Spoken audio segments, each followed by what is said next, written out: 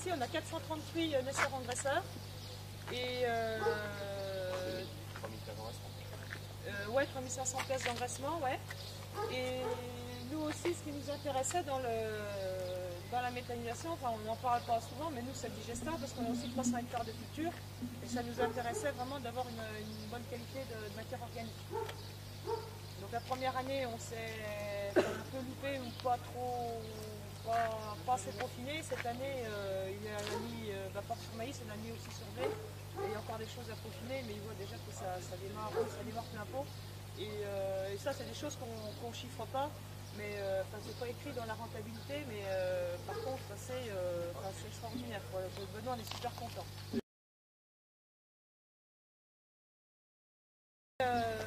C'est un projet qui a commencé à germer en fait en 2011.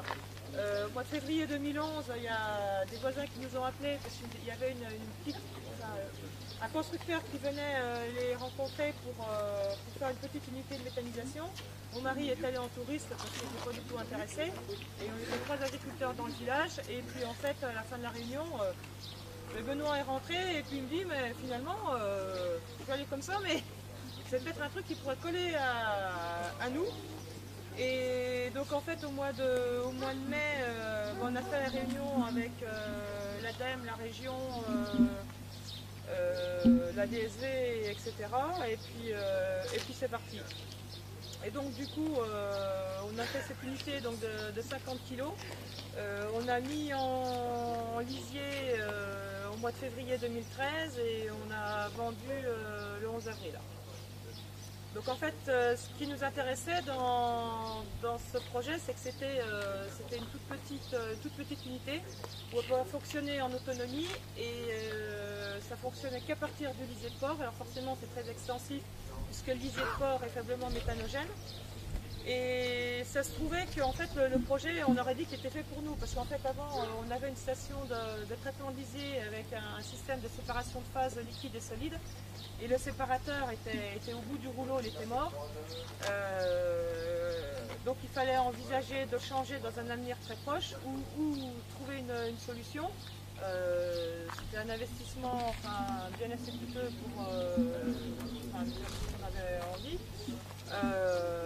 Et puis ensuite, le fait si on arrêtait le compostage, ça nous libérait une travée dans le hangar.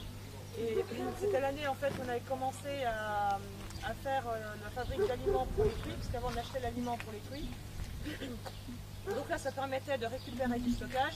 En plus on avait l'ancienne fosse à lisier qui était ici, à cette place-là, qui commençait à donner des signes de faiblesse parce que la tête 76 était assez électrifiée, il y avait des endroits, il y avait quelques petits pocs et puis des trous qu'il allait falloir envisager de toucher.